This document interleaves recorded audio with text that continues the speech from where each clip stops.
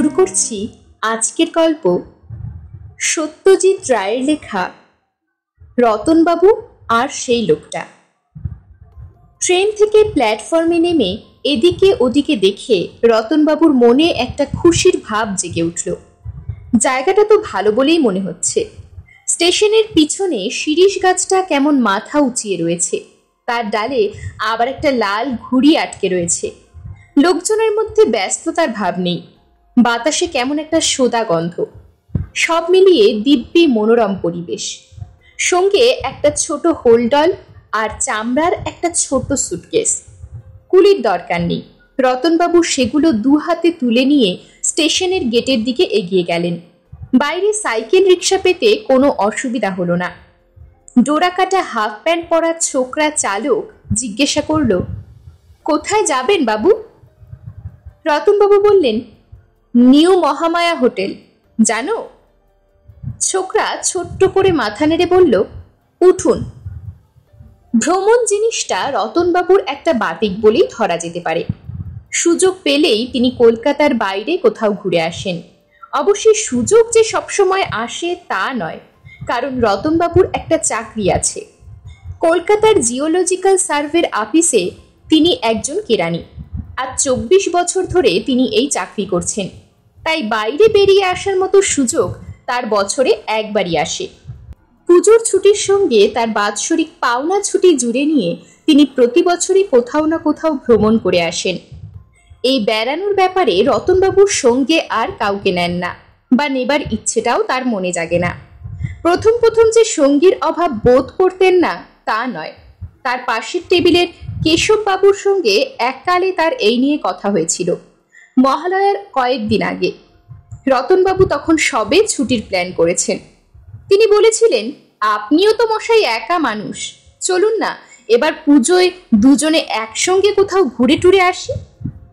কেশববাবু তার কলমটা কানে গুজে হাত দুটোকে জড়ো করে তার দিকে চেয়ে মাথা নেড়ে মৃদু হেসে বলেছিলেন, আপনার পছন্দের সঙ্গে আমার পছন্দ কি মিলবে? আপনি যাবেন সব উদ্ভট নাম না জানা জায়গায়, সেখানে না আছে দেখবার কিছু, না আছে থাকা খাওয়ার সুবিধে।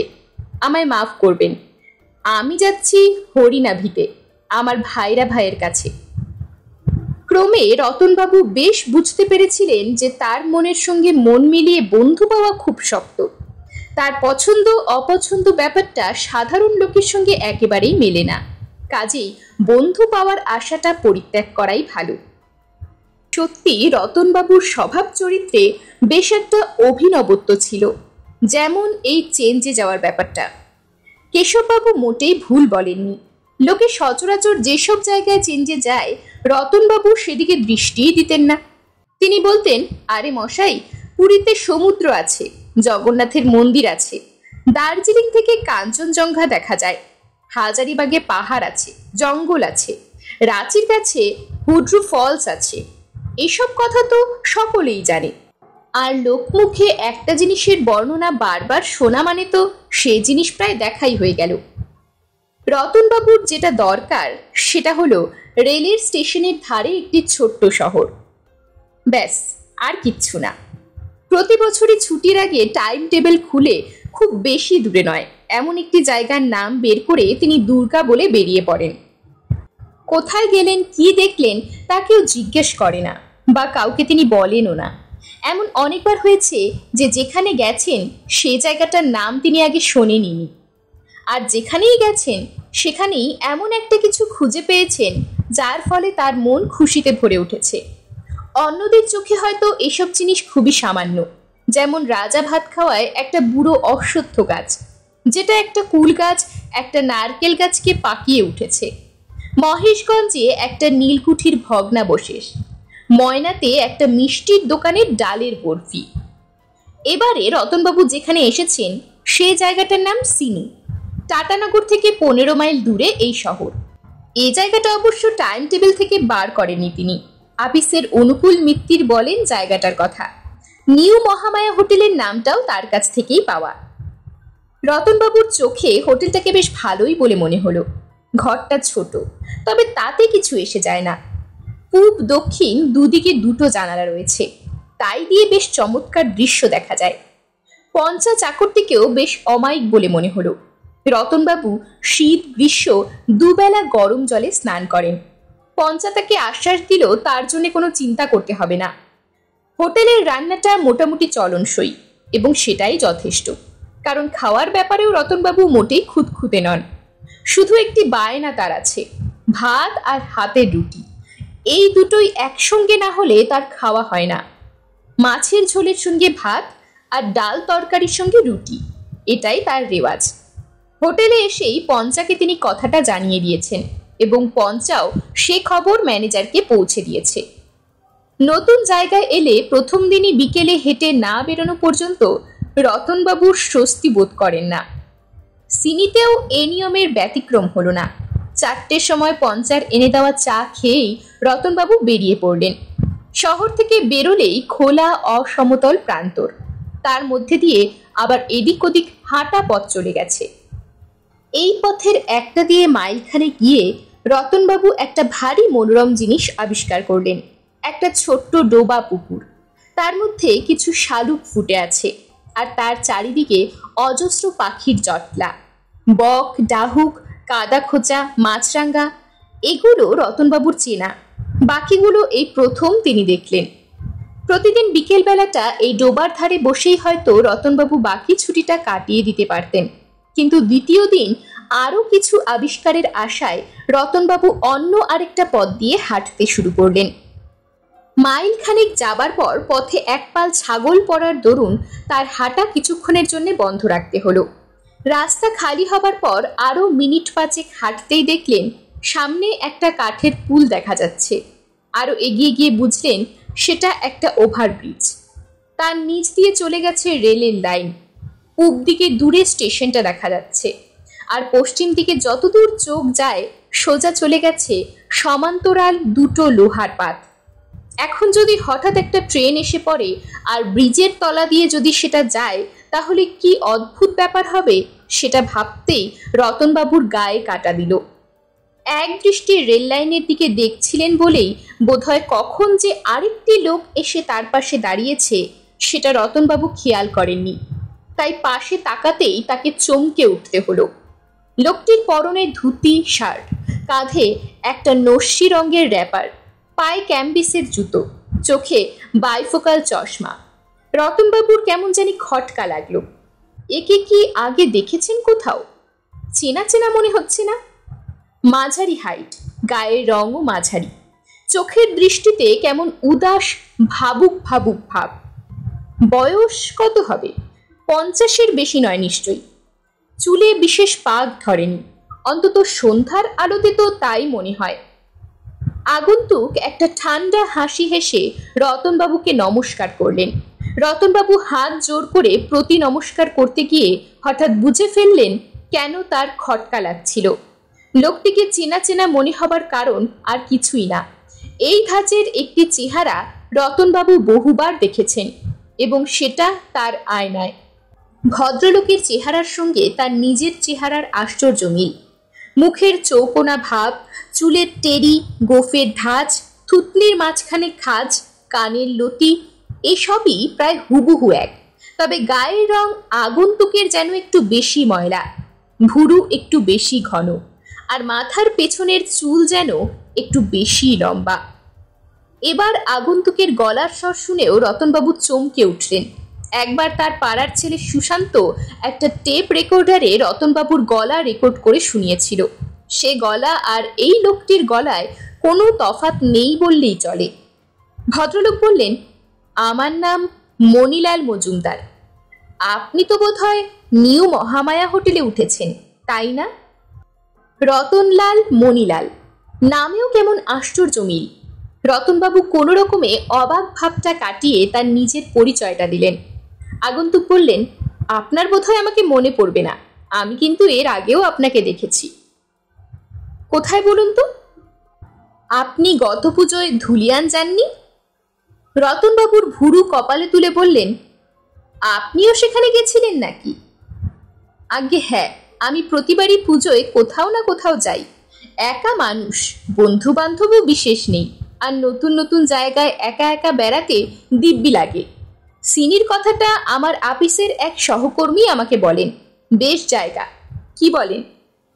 রতনবাবু ঢোক গিলে মাথা নেড়ে সম্মতি জানালেন। কেমন যেন অবিশ্বাস আর অস্বস্তি মেশানো একটা ভাব বোধ করছেন তিনি। ওদিকের পুকুরটা দেখেছেন, যার পাশে পাখির জটলা হয় বিকেল বেলার দিকটা? মণিলাল বাবু জিজ্ঞাসা করলেন। রতনবাবু বললেন, হ্যাঁ দেখেছেন।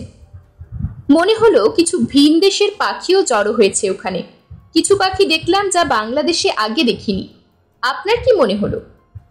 এতক্ষণে রতনবাবু খানিকটা স্বাভাবিক বোধ করছেন। বললেন, আমারও তাই ধারণা। আমিও কতগুলো পাখি দেখে চিনতে পারিনি। দূর থেকে একটা গুম গুম শব্দ পাওয়া যাচ্ছে। ট্রেন আসছে। পূব দিকে চেয়ে দেখলেন দূরে সার্চ লাইট দেখা যাচ্ছে। আলোটা ক্রমশ বড় হয়ে এগিয়ে আসছে। রতনবাবু আর মণিলাল বাবু দুজনেই ব্রিজের রেলিংয়ের ধারে গিয়ে দাঁড়ালেন। বিরাট শব্দ করে ব্রিজটাকে থরথর করে কাঁপিয়ে ট্রেনটা উল্টো দিকে চলে গেল। দুজন ভদ্রলোকই হেঁটে ব্রিজটার উল্টো দিকে গিয়ে যতক্ষণ না ট্রেনটা অদৃশ্য হয় ততক্ষণ সেদিকে চেয়ে রইলেন। রতনবাবুর মনে ছেলে মানুষই রোমাঞ্চের ভাব জেগে উঠেছে। মণিলাল বাবু বললেন, আশ্চর্য, এত বয়স হলো তবু ট্রেন দেখার আনন্দটা গেল না। বাড়ি ফেরার পথে রতনবাবু জানালেন যে মণিলাল বাবু 3 দিন হলো সিনিতে এসেছেন আর কালিকা হোটেলে উঠেছেন। কলকাতাতেই তার পৈতৃক বাড়ি। কাজও করেন তিনি কলকাতার এক সওদাগরি অফিসে।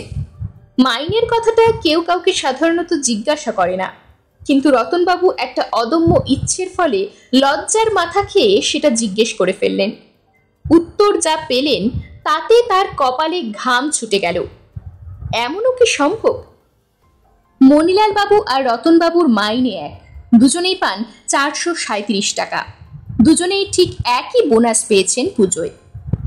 লোকটা যে তার নারী নক্ষত্র কোনো ফিকিরে আগে থেকে জেনে নিয়ে তার সঙ্গে একটা ধাপ্পাবাজির খেলা খেলছে, এ কথাটা রতনবাবু কিছুতেই বিশ্বাস করতে পারলেন না।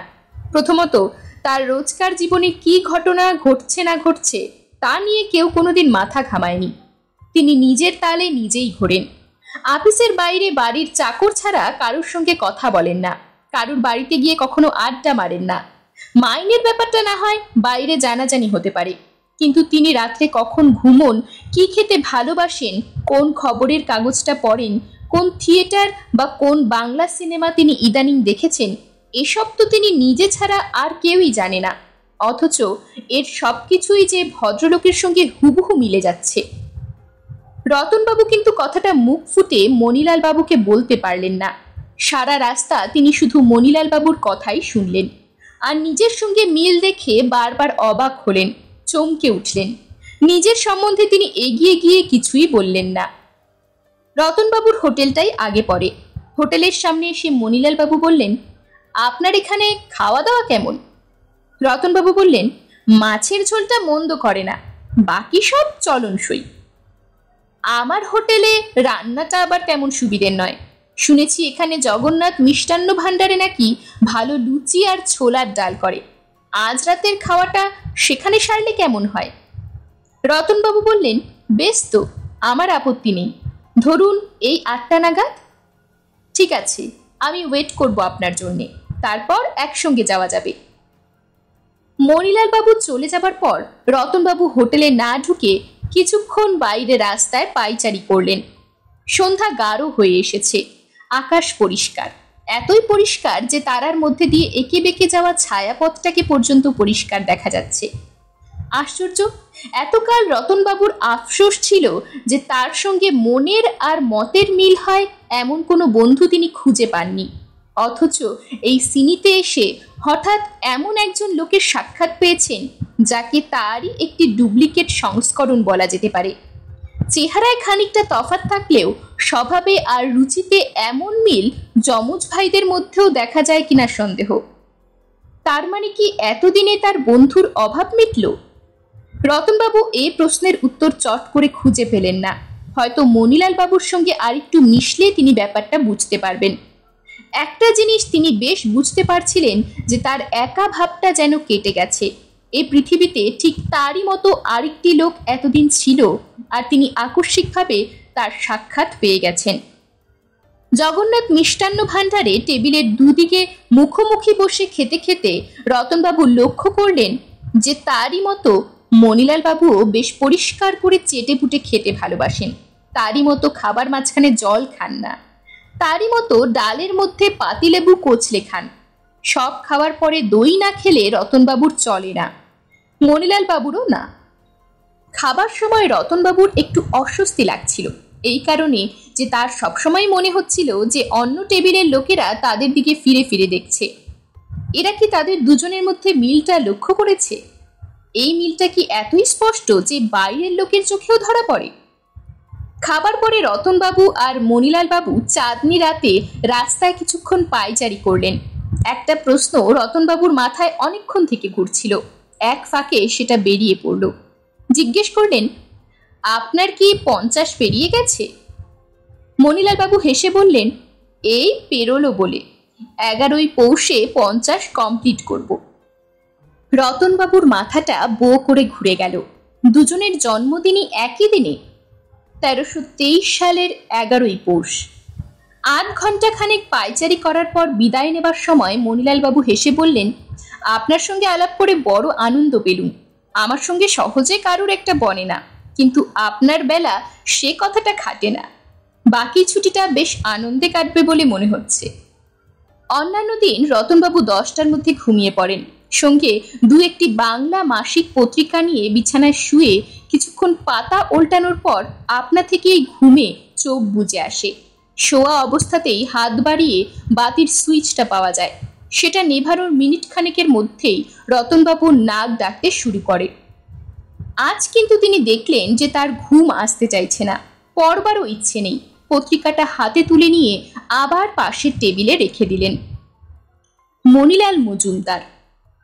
রতনবাবু কোথায় যেন পড়েছিলেন যে পৃথিবীর কোটি কোটি মানুষের মধ্যে কোথাও এমন কোনো দুজনকে পাওয়া যাবে না যাদের চেহারা হুবহু একরকম, অথচ চোখ, কান, নাক, হাত, পা ইত্যাদির সংখ্যা সকলেরই এক।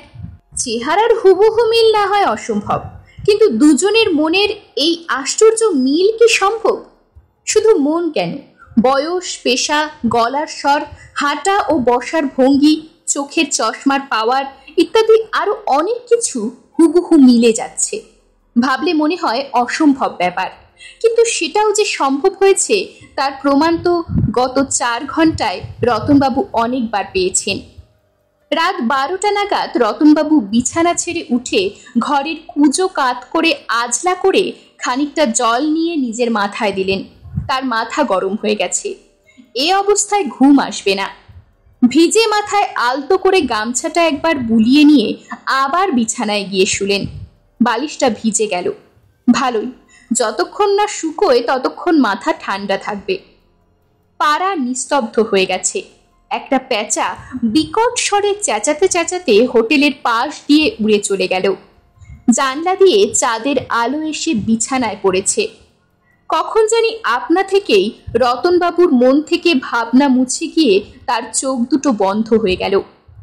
রাত্রে ঘুমোতে দেরি হবার ফলে রতনবাবুর সকালের ঘুম ভাঙতে প্রায় 8টা হয়ে গেল। 9টায় মণিলাল বাবুর আসার কথা। আজ মঙ্গলবার, মাইল খানিক দূরে একটা জায়গায় আজ হাট বসবে। গতকাল খেতে খেতে দুজনে প্রায় একসঙ্গেই হাটে যাবার ইচ্ছে প্রকাশ করেন।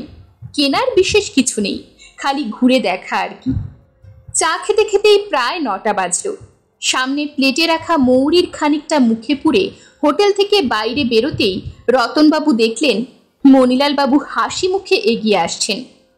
কাছে এসে মণিলাল বাবুর প্রথম কথা এলো, আপনার সঙ্গে কি আশ্চর্য মিল সে কথা ভাবতে ভাবতে কাল ঘুমোতে অনেক রাত হয়ে গেল। উঠে দেখি 8টা বাজতে 5, এমনিতেই ঠিক 6টায় উঠি। রতনবাবু এ কথার কোনো জবাব দিলেন না। দুজনে হাটের দিকে রওনা দিলেন। পাড়ার কতগুলো ছোকরা জটলা করছিল। রতনবাবুরা তাদের সামনে দিয়ে যাওয়ার সময় তাদের মধ্যে একজন টিটকিরির সুরে বলে উঠল, মানিকজোর। রতনবাবু যথাসম্ভব কথাটাকে অগ্রাহ্য করে এগিয়ে চললেন। মিনিট 20-র মধ্যে দুজনে হাটে পৌঁছে গেলেন। বেশ গমগমে হাট। ফলমূল, শাকসবজি, তরি তরকারি থেকে বাসন কোসন, হাঁড়ি কুড়ি, জামা কাপড়, মুরগি, ছাগল ইত্যাদি সব কিছুরই দোকান বসেছে। ভিড়ও হয়েছে বেশ। সেই ভিড়ের মধ্যে দিয়ে এ দোকান সে দোকান দেখতে দেখতে রতনবাবু আর মণিলাল বাবু এগিয়ে চললেন। ওটা কে? পঞ্চানা? রতনবাবু কেন জানি তার হোটেলের চাকরটাকে সামনে ভিড়ের মধ্যে দেখে তার দৃষ্টি নামিয়ে মুখটাকে আড়াল করে দিলেন। ছোকরাদের মানিকজোর কথাটা কানে যাওয়ার অবধি তার ধারণা হয়েছে তাদের দুজনকে একসঙ্গে দেখে লোকেরা মনে মনে হাসে। ভিড়ের মধ্যে দিয়ে হাঁটতে হাঁটতে প্রায় আচমকা রতনবাবুর মনে একটা চিন্তার উদয় হলো। হঠাৎ কেন জানি তার মনে হলো যে তিনি একাই ভালো ছিলেন, বন্ধুর তার কোনো দরকার নেই। আর বন্ধু হলেও সে লোক যেন মণিলাল বাবুর মতো না হলেই ভালো। মণিলাল বাবুর সঙ্গে তিনি যতবারই কথা বলেছেন ততবারই তার মনে হয়েছে তিনি যেন নিজের সঙ্গেই কথা বলছেন। প্রশ্ন করলে কি উত্তর পাওয়া যাবে সেটা যেন আগে থেকেই জানা। তর্ক করার কোনো সুযোগ নেই, আলোচনার প্রয়োজন নেই, ঝগড়াঝাটির কোনো সম্ভাবনাই নেই। এটা কি বন্ধুত্বের লক্ষণ? তার অফিসের কার্তিক রায়ের সঙ্গে মুকুন্দ চক্রবর্তীর তো গলায় গলায় ভাব, কিন্তু তা বলে কি দুজনের মধ্যে কথা কাটাকাটি হয় না? আলবাত হয়, কিন্তু তবু তো তারা বন্ধু, সত্যি করেই বন্ধু। সবকিছু মিলিয়ে তার বারবার মনে হতে লাগলো যে মণিলাল মজুমদার লোকটি তার জীবনে না এলেই বেশ ভালো ছিল। ঠিক একই রকম দুজন লোক যদি জগতে থাকেও তাদের পরস্পরের কাছাকাছি আসাটা কোনো কাজের কথা নয়। সিনি থেকে কলকাতা ফিরে গিয়েও মণিলাল বাবুর সঙ্গে হয়তো দেখা হয়ে যেতে পারে। এ কথা ভাবতেই রতনবাবু শিউরে উঠলেন। একটা দোকানে বাঁশের লাঠি বিক্রি হচ্ছিল। রতনবাবুর অনেক দিনের শখ একটা লাঠি কেনার, কিন্তু মণিলাল বাবু দর করছেন দেখে রতনবাবু অনেক কষ্টে তার লোভ সংবরণ করলেন। শেষটায় দেখেন কি মণিলাল বাবু নিজেই একটার জায়গায় দুটো লাঠি কিনে তার একটি তাকে উপহার দিলেন। দেবার সময় আবার বললেন, এই সামান্য লাঠিটা বন্ধুত্বের চিহ্ন হিসাবে নিতে আপনার নিশ্চয়ই আপত্তি হবে না। হাটের পর হোটেলের দিকে ফেরার পথে মণিলাল বাবু অনেক কথা বললেন, তার ছেলেবেলার কথা, তার মা বাবার কথা, তার স্কুল কলেজের কথা। রতনবাবুর শুনতে শুনতে মনে হচ্ছিল যে তার নিজের জীবন কথাই যেন কেউ তাকে গড় গড় করে শুনিয়ে যাচ্ছে। বিকেলবেলা চা খেয়ে দুজনে মাঠের মাঝখানের পথ দিয়ে ব্রিজের দিকে হাঁটতে হাঁটতে রতনবাবুর মাথায় ফন্দিটা এলো। কথা তাকে বেশি বলতে হচ্ছে না, তাই মাথাটা কাজ করছিল ভালো। দুপুর থেকেই মনে হচ্ছে এই লোকটাকে হটাতে পারলে ভালো হয়, কিন্তু উপায়টা মাথায় আসছিল না। ঠিক এই মুহূর্তে পশ্চিমের আকাশে কালো মেঘটা চোখে পড়তেই রতনবাবু উপায়টা যেন তার চোখের সামনে জলজ্যান্ত দৃশ্য হিসাবে দেখতে পেলেন। তিনি দেখলেন যে তারা দুজন যেন ওভারব্রিজের রেলিংয়ের ধারটায় দাঁড়িয়ে আছেন। দূরে পশ্চিম থেকে 6টার মেল ট্রেনটা ঝড়ের মতো এগিয়ে আসছে। ইঞ্জিনটা যখন 20 গজের মধ্যে এসে পড়েছে তখন তিনি মণিলাল বাবুর কাঁধে প্রচন্ড ধাক্কা দিয়ে রতনবাবু হাঁটা অবস্থাতেই চোখ বন্ধ করলেন। তারপর চোখ খুলে আর চোখে একবার মণিলাল বাবুর দিকে দেখে নিলেন। মণিলাল বাবুকে কিছুমাত্র চিন্তিত বলে মনে হলো না, কিন্তু দুজনের মধ্যে যদি এতই মিল হয় তাহলে মণিলাল বাবু হয়তো মনে মনে তাকে হটাবার কোনো ফন্দি আঁটছেন, কিন্তু তার চেহারা দেখে তো তা মনে হলো না। সত্যি বলতে কি ভদ্রলোক দিব্যি মনের আনন্দে গুনগুন করে গান গাইছেন। হিন্দি সিনেমার এই গানের সুরটা রতনবাবুও মাঝে মাঝে গুনগুন করে থাকেন। পশ্চিমের কালো মেঘটা এগিয়ে এসেছে, সূর্য মেঘের পেছনে ঢাকা। বোধহয় আর কয়েক মিনিটেই অস্ত যাবে। রতনবাবু চারিদিকে চেয়ে ত্রিসীমানায় আর অন্য কোনো মানুষের চিহ্ন দেখতে পেলেন না। ভালোই হয়েছে, কাছাকাছির মধ্যে কোনো তৃতীয় ব্যক্তি থাকলে তার প্ল্যান ভেস্তে যেত। আশ্চর্য, একটা মানুষকে খুন করার কথা ভেবেও রতনবাবু নিজেকে দোষী মনে করতে পারলেন না। মণিলাল বাবুর যদি কোনো বিশেষত্ব থাকতো, এমনকি তার স্বভাব চরিত্র যদি রতনবাবুর চেয়ে সামান্য অন্যরকমও হতো, তাহলে রতনবাবু তাকে মারবার কথা কল্পনাই করতে পারতেন না। রতনবাবুর বিশ্বাস হয়েছে যে একই রকম দুজন লোকের একসঙ্গে বেঁচে থাকার কোনো সার্থকতা নেই।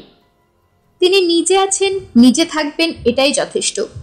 মণিলাল বাবুর থেকেও যদি তার থেকে দূরে থাকতে পারতেন, যেমন এই কিছুদিন আগে পর্যন্ত ছিলেন, তাতে তার আপত্তি করার কিছু ছিল না। কিন্তু যখন এই আলাপের পর সেটা সম্ভব নয়, তাই তাকে সরিয়ে ফেলা নেহাতি দরকার। দুই ভদ্রলোক এসে ওভারব্রিজটায় পৌঁছলেন। বেশ গুমোট করেছে, মণিলালবাবু বললেন। রাত্রের দিকে বৃষ্টিও হতে পারে, আর তার মানেই কাল থেকে জাঁকিয়ে ঠান্ডা পড়বে। রতনবাবু এই ফাঁকে একবার ঘড়িটা দেখে নিলেন। 6:12। ট্রেনটা নাকি খুব টাইমে যাতায়াত করে। আর বেশিক্ষণ নেই। রতনবাবু তার জড়সড় ভাবটা ঢাকবার জন্য একটা হাই তুলে বললেন, বৃষ্টি হলেও ঘন্টা 4-5 আগে কোনো সম্ভাবনা আছে বলে মনে হয় না। সুপুরি খাবেন? মণিলালবাবু পকেট থেকে একটা গোল টিনের কৌটো বার করে ঢাকনা খুলে রতনবাবুর দিকে এগিয়ে দিলেন। রতনবাবুর পকেটেও একটা কৌটোতে সুপুরি ছিল। তিনি সেটা আর বার না করে, সেটার কথা উল্লেখ না করে মণিলালবাবুর কৌটো থেকে একটা সুপুরি নিয়ে মুখে পুরে দিলেন। আর প্রায় সেই মুহূর্তেই ট্রেনের আওয়াজটা শোনা গেল। আজ ট্রেনটা 6টার একটু আগেই চলে এসেছে। মণিলালবাবু রেলিংয়ের দিকে এগিয়ে গিয়ে ঘড়িটা একবার দেখে নিয়ে বললেন, 7 মিনিট বিফোর টাইম। পশ্চিমে মেঘ থাকার জন্যে আজ অন্য দিনের চেয়ে চারিদিক একটু বেশি অন্ধকার, তাই হেডলাইটের আলোটা আরো বেশি উজ্জ্বল বলে মনে হচ্ছে। এখনো অনেক দূরে ট্রেন, তবে আলোটা দ্রুত বেড়ে চলেছে। একদৃষ্টে তাকিয়ে থাকলে চোখে জল এসে যায়। ক্রিং ক্রিং। সাইকেল চেপে একটা লোক রাস্তা দিয়ে ব্রিজের দিকে আসছে। সর্বনাশ, লোকটা থামবে নাকি? না, রতনবাবুর আশঙ্কা ভুল। লোকটা তাদের পাশ দিয়ে ঝড়ের বেগে সাইকেল চালিয়ে উল্টো দিকের রাস্তা দিয়ে সন্ধ্যার অন্ধকারে অদৃশ্য হয়ে গেল। ট্রেনটা প্রচন্ড দাপটে এগিয়ে আসছে। চোখ ঝলসানো হেডলাইটে দূরত্ব আন্দাজ করা কঠিন। আর কয়েক সেকেন্ডের মধ্যেই ওভারব্রিজ কাঁপতে শুরু করবে। ট্রেনের শব্দে কান পাতা যায় না। মণিলালবাবু রেলিংয়ের ধারে দাঁড়িয়ে ট্রেনের দিকে চেয়ে আছেন। একটা বিদ্যুতের চমক, আর সেই সঙ্গে সঙ্গে রতনবাবু তার সমস্ত শক্তি প্রয়োগ করে 2 হাত দিয়ে মণিলালবাবুর পিঠে মারলেন ধাক্কা। তার ফলে মণিলালবাবুর দেহটা 2 হাত উঁচু কাঠের রেলিংয়ের ওপর দিয়ে উল্টে শটান চলে গেল নিচে, একেবারে রেল লাইনের দিকে। ঠিক সেই মুহূর্তেই রতনবাবু বুঝতে পারলেন যে ওভারব্রিজটা কাঁপতে শুরু করে দিয়েছে। রতনবাবু আজ আর ট্রেন চলে যাবার দৃশ্য দেখার জন্য অপেক্ষা করলেন না। কাঠের ব্রিজটার মতোই তার মধ্যেও একটা কাঁপুনি শুরু হয়েছে। পশ্চিমের মেঘটা অনেকখানি এগিয়ে এসেছে, আর মাঝে মাঝে বিদ্যুতের চমক। রতনবাবু ব্যাপারটা বেশ ভালোভাবে গায়ে জড়িয়ে নিয়ে হোটেলের দিকে রওনা দিলেন। বৃষ্টির প্রথম পশলাটা এড়াবার ব্যর্থ চেষ্টায় শেষের রাস্তাটুকু প্রায় দৌড়ে হাঁপাতে হাঁপাতে এসে রতনবাবু হোটেলে ঢুকলেন। ঢুকেই তার কেমন যেন খটকা লাগলো। এটা কোথায় এলেন তিনি? মহামায়া হোটেলের সামনে। ঘরটা তো এরকম নয়। এরকম টেবিল, এরকম ভাবে চেয়ার সাজানো, দেয়ালে এরকম ছবি। এদিক ওদিক দেখতে দেখতে হঠাৎ দেয়ালে একটা কাঠের বোর্ড তার চোখে পড়ল। কি বিদঘুটে ভুল রে বাবা! এ যে কালিকা হোটেলে এসে ঢুকেছেন তিনি। এখানেই তো মণিলালবাবু ছিলেন না? বৃষ্টিতে ভিজলেন নাকি? কে একজন প্রশ্ন করলো তাকে। রতনবাবু ঘুরে দেখলেন মাথায় কোকড়া চুল, সবুজ র্যাপার গায়ে দেওয়া একজন লোক, বোধহয় এই হোটেলেরই বাসিন্দা। তার দিকে মুখ করে হাতে চায়ের পেয়ালা নিয়ে বসে আছে।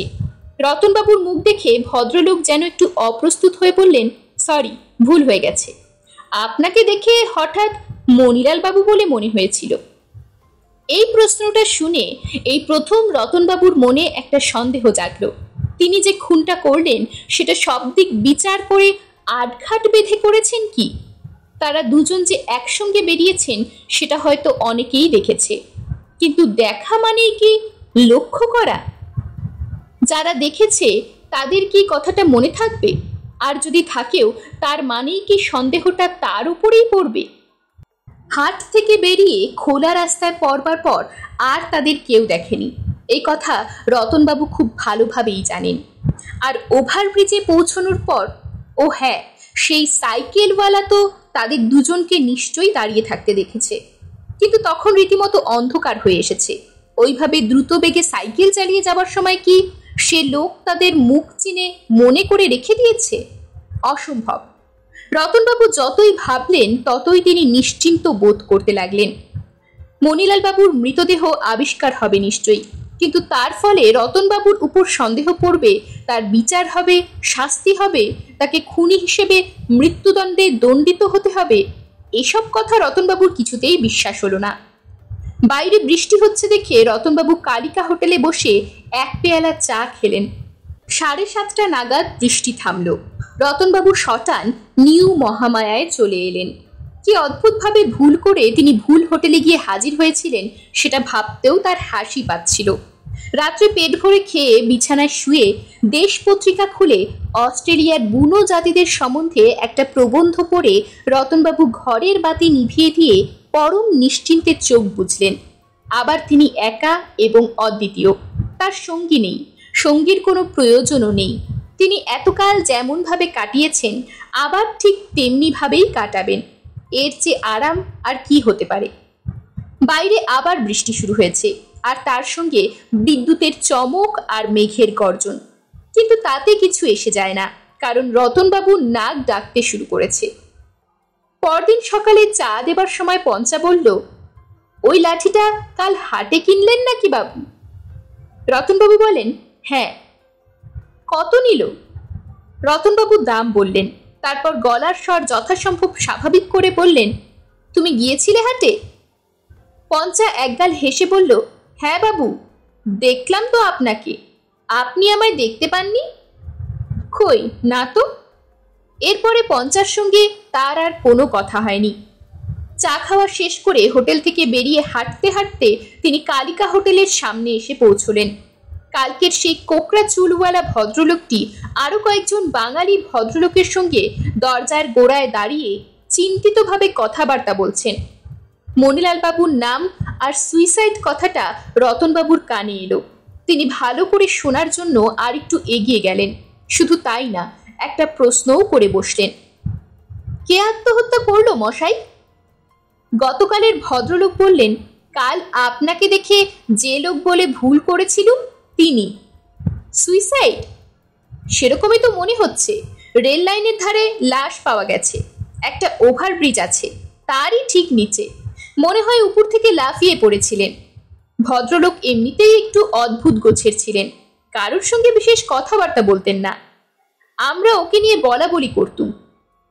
Dead body? পুলিশের জিম্মায়। চেঞ্জে এসেছিলেন ভদ্রলোক। চেনাশোনা কেউ নেই এখানে, কলকাতা থেকে এসেছিলেন। এর বেশি আর কিছুই নাকি জানা যায়নি। রতনবাবু সহানুভূতির ভঙ্গিতে বার দুয়েক মাথা নেড়ে চুপচুপ করে শব্দ করে আবার হাঁটতে শুরু করলেন। সুইসাইড?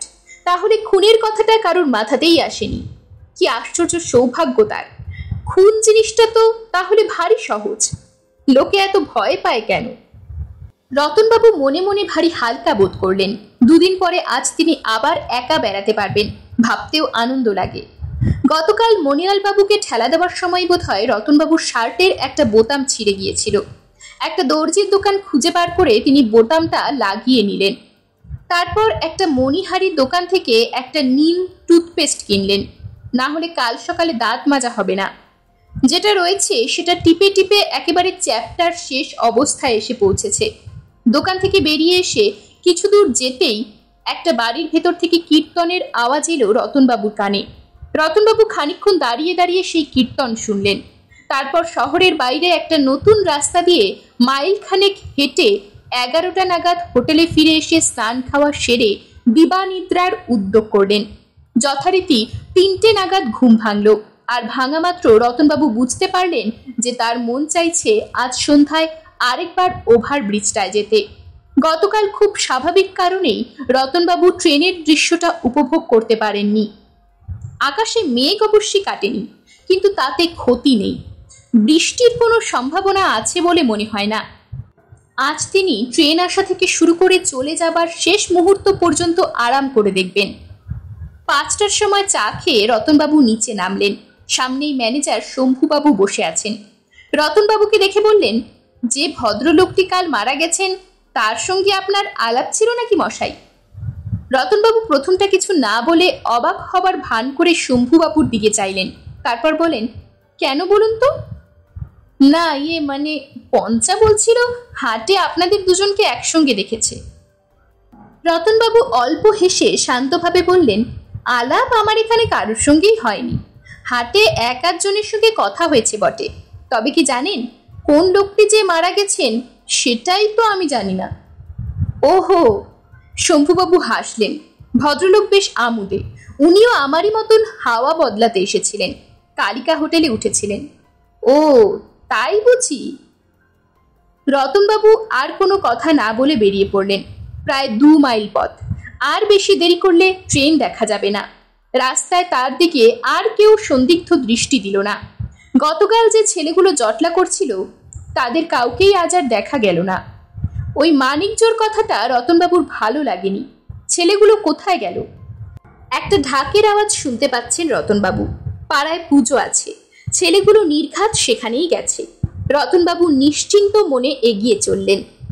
খোলা প্রান্তরের মাঝখানের পথে আজ তিনি একা। মণিলাল বাবুর সঙ্গে আলাপ হবার আগেও তিনি নিশ্চিন্ত মানুষ ছিলেন, কিন্তু আজ তার নিজেকে যেমন হালকা মনে হচ্ছে তেমন হালকা এর আগে কখনো মনে হয়নি। ওই যে বাবলা গাছ, ওটা পেরিয়ে মিনিট খানেক হাঁটলেই ওভারব্রিজ। আকাশ মেঘে ভরা, তবে ঘন কালো মেঘ নয়, ছাইয়ের মতো ফিকে মেঘ।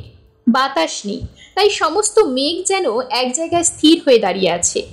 ওভারব্রিজটা দেখতে পেয়ে রতনবাবুর মন আনন্দে নেচে উঠল। তিনি পা চালিয়ে এগিয়ে গেলেন।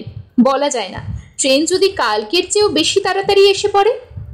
মাথার উপর দিয়ে এক ঝাঁক বক উড়ে গেল। ভিন দেশের বক কিনা কে জানে। ব্রিজের উপর দাঁড়িয়ে সন্ধ্যার নিস্তব্ধতাটা রতনবাবু বেশ ভালো করে বুঝতে পারলেন। খুব মন দিয়ে কান পাতলে ক্ষীণ ঢাকের শব্দ শহরের দিক থেকে শোনা যায়, এছাড়া আর কোনো শব্দ নেই। রতনবাবু রেলিংয়ের পাশটায় গিয়ে দাঁড়ালেন। ওই যে দূরে সিগন্যাল, আর ওই যে আরো দূরে স্টেশন। রেলিংয়ের নিচের দিকের কাঠের ফাটলে কি যেন একটা জিনিস চকচক করছে। রতনবাবু উপুর হয়ে হাত বাড়িয়ে জিনিসটাকে বার করে আনলেন। সেটা একটা গোল টিনের কৌটো, তার ভিতরে এলাচ আর সুপুরি। রতনবাবু একটু হেসে সেটাকে ব্রিজের উপর থেকে নিচের লাইনে ফেলে দিলেন। ঠুং করে একটা মৃদু শব্দও পেলেন তিনি। কতদিন ওইখানে পড়ে থাকবে ওই সুপুরির কৌটো কে জানে। কিসের আলো ওটা? ট্রেন আসছে? এখনো শব্দ পাওয়া যাচ্ছে না, কিন্তু আলো এগিয়ে আসছে। রতনবাবু অবাক হয়ে আলোটা দেখতে লাগলেন। হঠাৎ একটা দমকা বাতাসে তার কাঁধ থেকে র্যাপারটা খসে পড়ল। রতনবাবু সেটাকে আবার বেশ ভালো করে জড়িয়ে নিলেন। এবারে শব্দ পাচ্ছেন তিনি, গুড় গুড় গুড় গুম গুম, যেন একটা ঝড় এগিয়ে আসছে, আর সঙ্গে ক্রমাগত একটা মেঘের গর্জন। রতনবাবুর হঠাৎ মনে হলো তার পেছনে কে যেন এসে দাঁড়িয়েছে। এ সময় ট্রেনের দিক থেকে চোখ ফেরানো মুশকিল, কিন্তু তাও তিনি একবার চারিদিকে চট করে চোখ ঘুরিয়ে দেখে নিলেন। কেউ কোথাও নেই। আজ কালকের চেয়ে অন্ধকার কম, তাই দেখতে অসুবিধে নেই। শুধু তিনি আর ওই দ্রুত ধাবমান জাদরেল ট্রেনটা ছাড়া মাইলখানেকের মধ্যে আর কেউ আছে বলে মনে হয় না। ট্রেনটা এখন 100 গজের মধ্যে। রতনবাবু রেলিংয়ের দিকে আরও এগিয়ে গেলেন। আগেকার দিনের স্টিম ইঞ্জিন হলে এতটা এগিয়ে যাওয়া নিরাপদ হতো না। চোখে মুখে কয়লার ধোঁয়া ঢুকে যাবার বিপদ ছিল। এ ট্রেন ডিজেল ট্রেন, তাই ধোঁয়া নেই, শুধু বুক কাঁপানো গুরুগম্ভীর শব্দ আর চোখ ঝলসানো হেডলাইটের আলো। ওই এসে পড়ল ট্রেন ব্রিজটার নিচে। রতনবাবু তার 2 কুনুইয়ের উপর ভর দিয়ে সামনের দিকে ঝুঁকে পড়লেন। আর ঠিক সেই মুহূর্তে পেছন থেকে 2টো হাত এসে তার পিঠে মারল এক প্রচণ্ড ধাক্কা। রতনবাবু তাল সামলাতে পারলেন না, কারণ রেলিংটা ছিল মাত্র 2 হাত উঁচু। মেল ট্রেনটা সশব্দে ব্রিজ কাঁপিয়ে চলে গেল পশ্চিম দিকে, যেদিকের আকাশে রক্তের রং এখন বেগুনি হয়ে এসেছে। রতনবাবু এখন আর ব্রিজের উপরে নেই, তবে তার চিহ্নস্বরূপ একটি জিনিস এখনো রেলিংয়ের কাঠের একটা ফাটলে আটকে রয়েছে। সেটা সুপুরি আর এলাচে ভরা একটি অ্যালুমিনিয়ামের কৌটো। এরকমই আরো সব গল্প পেতে চ্যানেলটিকে সাবস্ক্রাইব করে দেবেন। আর গল্পটি যদি ভালো লেগে থাকে তাহলে লাইক, শেয়ার আর কমেন্ট করে দেবেন।